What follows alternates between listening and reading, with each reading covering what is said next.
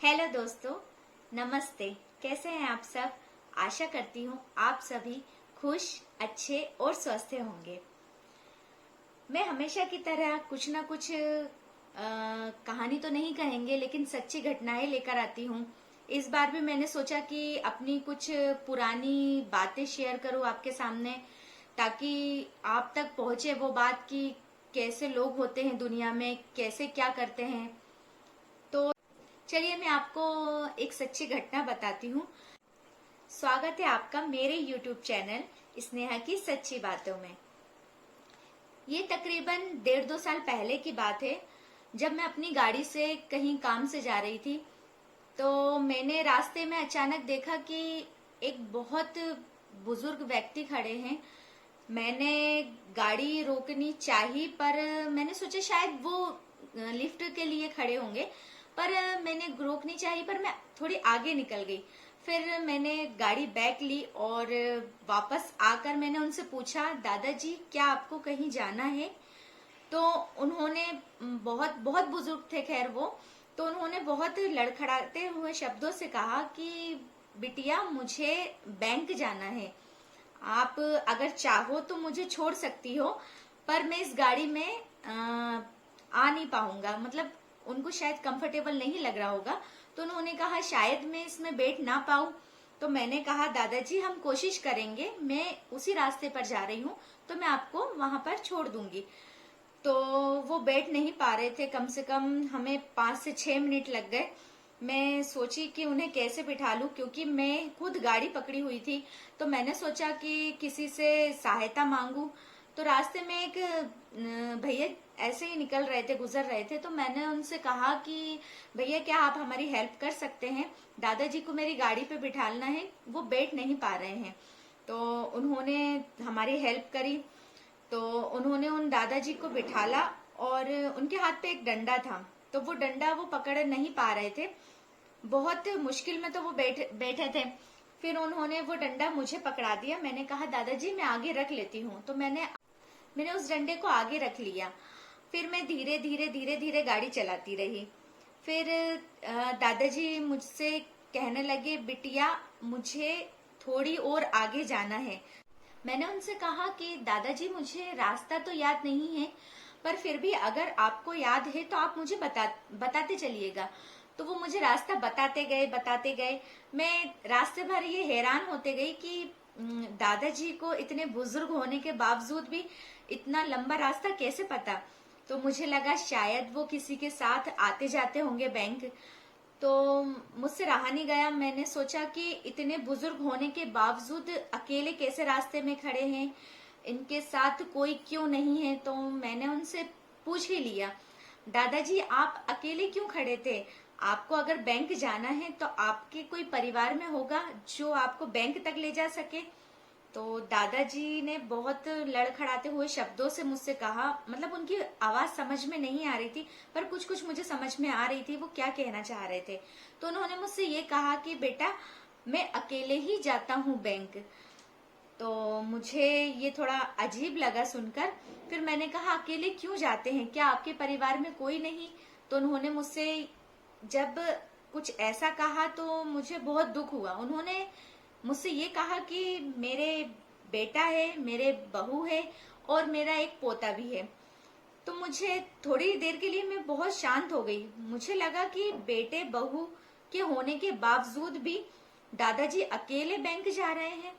तो मैंने दादाजी से ये कहा कि दादाजी अगर आपको ऐसा लग रहा था कि आपको बहुत अर्जेंट है बैंक जाना, तो आप अपने बेटे के साथ जा सकते थे।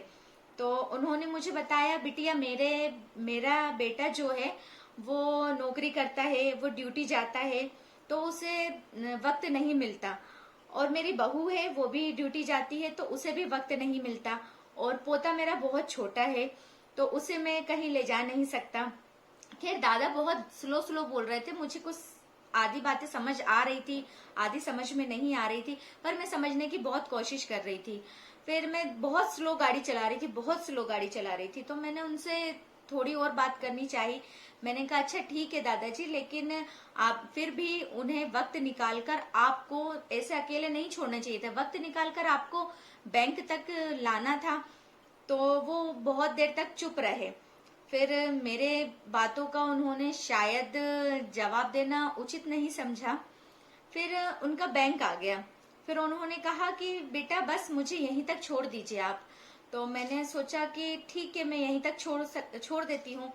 फिर दादाजी उतर नहीं पा रहे थे। फिर मैंने किसी से हेल्प ली। फिर मैंने उनसे कहा कि आप दादाजी को उतार दीजिए। फिर उन्होंने दादाजी को उतारा। तो मैंने देखा कि उनकी चप्पल टूटी है, उनके साइड से कपड़े फट रहे हैं, पर फिर भी वो बैंक आए। मैंने दादाजी से ये कहा, दादाजी बैंक में आपको कितना वक्त लगेगा? तो दादाजी ने कहा, बिटिया आप चले जाइए। उन्होंने मेरे सर पे हाथ रखा और कहा, बेटा आप चले जाइए, मुझे यहाँ टाइम लगेगा, मुझे यहाँ पर सिग्नेचर करना है, दस्तखत करके मुझे और भी काम है। तो दादाजी वैसे अच्छे से बोल नहीं पा रहे थे, पर जितना बोल पा रहे थे, जितना मैं समझ पा रही थी, तो मैं समझ रही थी। तो मैंने गाड़ी साइड लगाकर दादाजी को थोड़ा आगे तक छोड़ा और फिर उनसे ये कहा कि दादाजी अगर आप अगली बार आइएगा तो या तो अपने पोते को लेकर आइएगा, या तो अपने बेटे को, और या तो फिर कोई ऐसा साधन कर लीजिएगा, ऑटो रिक्शा या कुछ भी, जिससे आप आ सके। आप इतनी दूर खड़े थे, अगर मैं नहीं मिलती तो शायद आप आज टाइम पर नहीं आ पाते, क्योंकि लंच का भी टाइम हो रहा था उस टाइम बैंक का। तो मैंने कहा शायद आप नहीं आ पाते। तो दादाजी ने कहा ठीक है बिटिया, कोई बात नहीं, मेरी आदत है, मैं हमेशा आता हूँ। अगर मुझे कोई गाड़ी साधन नहीं मिलता तो मैं कभी किसी से लिफ्ट नहीं मांगता, लेकिन मैं पैदल आता हूँ। जब उन्होंने कहा मैं पैदल आता हूँ तो मैं हैरान हो गई कि पैदल का रास्ता तो काफी दूर है, क्योंकि मुझे गाड़ी में ही इतना टाइम लग गया। गाड़ी में मुझे कम से कम 15 मिनट लग गए।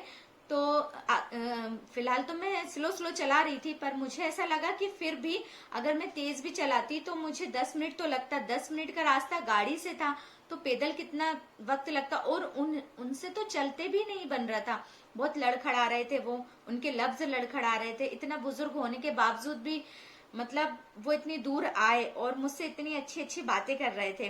फिर मैंने दादाजी से कहा कि ठीक है दादाजी, अब मैं चलती हूँ, अगर मैं रुक जाती हूँ अगर थोड़ा टाइम लगेगा। तो उन्होंने मुझे मना कर दिया। तो फिर मैं जाने लगी। फिर मैं दादाजी को देखते रही कि कैसे जा रहे हैं दादाजी। दादाजी डंडा टेक टेक के सीधे चलते गए। फिर वो बहुत आगे तक जाकर जब मैं गाड़ी मोड़ने के लिए मैंने इस गाड़ी स्टार्ट करी, तो वो मुझे पीछे पलट कर देख रहे थे। तो मैंने उन्हें देखा, मुझे इतनी खुशी हुई कि वो मुस्कुरा रहे थे। अब पता नहीं उनके मन में ऐसा क्या था कि वो मुझे देखकर बहुत मुस्कुरा रहे थे। तो मैंने भी स्माइल दे दी और दादाजी को ऐसे हाथ दे दिया कि दादाजी मैं चलती हूँ। तो उन्होंने मतलब पता नहीं उनकी दूर की नजर कमजोर थी कि क्या थी, लेकिन वो मुस्कुरा रहे थे, तो वो शायद मुझे अच्छे से देख पा रहे थे। तो उन्होंने मुस्कुरा के फिर ना हाँ कहा ना कहा, बस चले गए अंदर। फिर मैं पूरे रास्ते भर ये सोचते आई कि उन्होंने मुझसे क्यों कुछ नहीं बताया है। बहुत सी ऐसी बातें थी शायद वो मुझसे शेयर नहीं कर पा रहे थे, क्योंकि सबका अपना अपना परिवार की एक बातें होती है। उन्हें शायद ये लगा कि मैं किसी बाहर वाले को अपना बताऊंगा तो उससे तो कोई फर्क नहीं पड़ता। बस इतना ही। फिर मैं जिस काम के लिए जा रही थी मैं वहां के लिए निकल गई। लेकिन 1.5-2 साल से अब तक मेरे जहन में यही चीज आती रही कि ऐसे मतलब ऐसे बच्चे कैसे होते हैं जो अपने माँ बाप को इस हालत में छोड़ देते हैं। हाँ, मुझे पता है कि बच्चे कामों में व्यस्त हो जाते हैं, लेकिन वो काम किस काम का जिसमें उनके माता पिता को तुम सहारा नहीं दे सकते। और हाँ, एक बात और, मैंने दादाजी से ये भी पूछा था कि दादाजी क्या आपके साथ बेटे बहू के साथ आपकी बीवी, मतलब मुझे बोलना तो नहीं आ पा रहा था। मैंने उनसे इतने अच्छे से कहा कि मतलब आपकी मतलब मेरी दादी जी नहीं है क्या? तो उन्होंने कहा बेटा उनका स्वर्गवास हो चुका है, उन्हें काफी साल हो चुके हैं। खैर दुख तो मुझे उनको देखकर पहले ही होने लगा था, लेकिन जब ये सब पता चला तो मुझे और बहुत ज्यादा दुख हुआ। फिर कुछ नहीं, मैं अभी तक 1.5-2 साल में यही सोचते रही कि कैसे बच्चे हैं जिन माँ बाप ने पूरी जिंदगी उनके लिए, उनको पढ़ाने के लिए, उनका भविष्य बनाने के लिए सारी जिंदगी निकाल दी, लेकिन क्या बच्चे क्या थोड़ा वक्त भी नहीं निकाल सकते कि हम अपने माँ बाप की देखभाल कर सके, उन्हें क्या चाहिए, क्या जरूरत हो रही है, कहाँ जाना है। तो मैं तो बस यही सोचती रही, अब तक यही सोचती आती हूँ।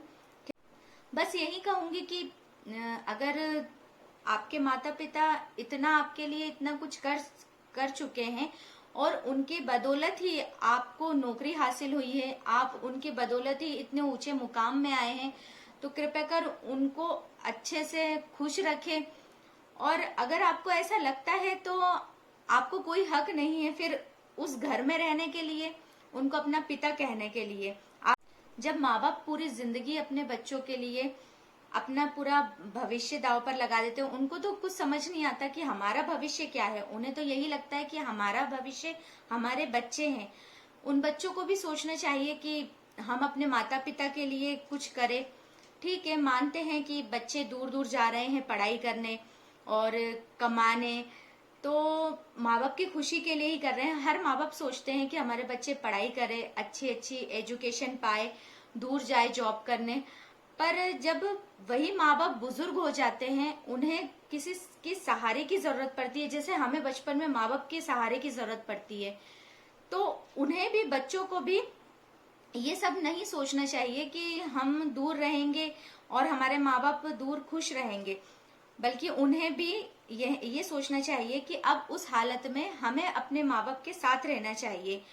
यदि हम बाहर जैसे कुछ बाहर हम लाखों कमाएंगे तो यहाँ 1000 भी कमाएंगे, लेकिन अपनों का साथ तो रहेगा, हमारे अपने आसपास तो रहेंगे, हम अपने माता पिता की देखभाल तो कर सकेंगे। बस यही मैं यही सब आपसे बातें शेयर करना चाह रही थी। आज तो इतना कुछ खास नहीं था, पर मैंने सोचा कि ये सब बातें आपको बताऊं। मुझे ऐसा 1.5-2 साल से लग रहा था कि मैं किससे शेयर करूं। 1-2 बार मैंने किसी को बताई भी थी, मेरे फ्रेंड सर्कल में 1-2 लोगों को, कि एक दादाजी मिले थे, बस मैं इतना ही कह पाई।